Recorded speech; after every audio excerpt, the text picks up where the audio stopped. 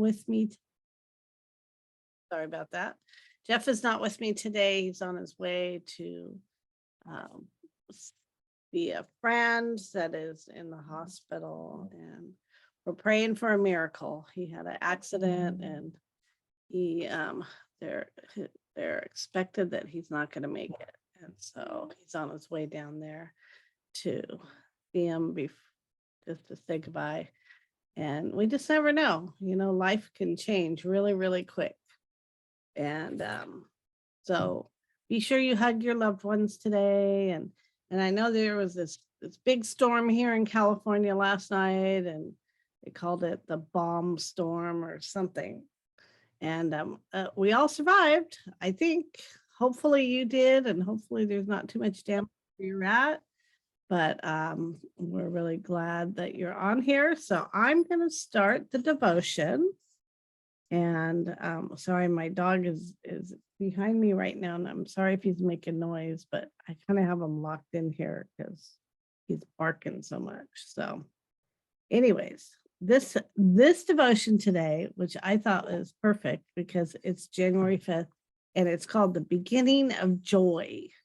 And that's my word. That has been my word every year. It's the best word, and that's what I seek all the time, is to find joy in the journey and what we're doing, and I love it. So I'm going to read this real quick, and this will be our devotion for today. It's called The Beginning of Joy. While I may have read in my Bible that we are in a spiritual war, the truth had not fully adjusted my expectations of this life. To accept that life is supposed to be hard is the beginning of joy. There is freedom in understanding that heaven is coming and we are not there yet. We are called to live instead, aware that we are at war with ruthless enemy who is trying to destroy us. We are living surrendered to Jesus. And boy, that's the truth. Something about war makes us better. We live more thankful, less numb. We aren't quite so spoiled. God allows us to suffer because we change through suffering. We hurt with others better. We become humble. We want him more. Honestly, we grow up through suffering. And most of us need to grow up. I've learned to quit wishing away the hard stuff. See, now there's my dog. I'm going to have to just beat him a little bit. No, just kidding. I don't beat my dog. Anyways, I've learned to quit wishing away the hard stuff. I always know that God works something out for good, because I don't want to miss all the good stuff that goes with it.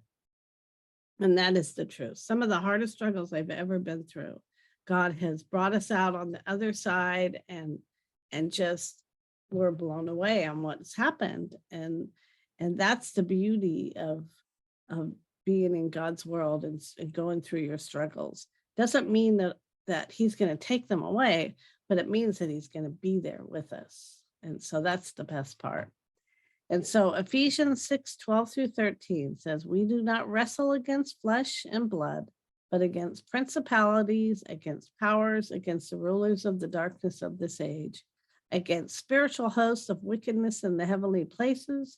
Therefore, we take the whole armor of God.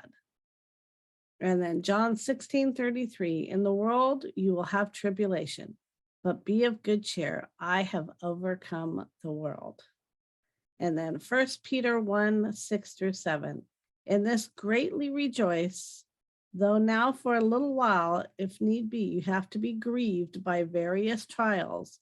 The genuineness of your faith, being much more precious than gold that perishes through it, is tested by fire, may be found to praise, honor, and glory at the revelation of Jesus Christ.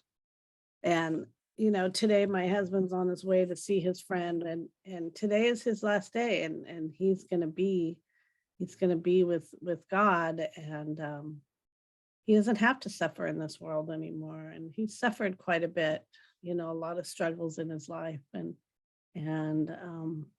so at 11 o'clock, we're asking everybody to pray for our friend Greg. And if you guys are near a clock and you remember at 11 o'clock, or you have a prayer group, be sure and put him on a prayer group. We're trying to pray for a miracle, that something will change. And if it be God's will that it doesn't, then then that's God's will. So let me pray today, right now, and we'll pray for your day. And then we'll get off live and I'll fellowship with those of you that are on Zoom with me. So, dear God, we just thank you for this time. We just ask that you bless each and every one that's on this call. Also, those that are watching live in the stream, that you will bless their day. And we just lift it up to you. And we thank you for everything that you continue to give us.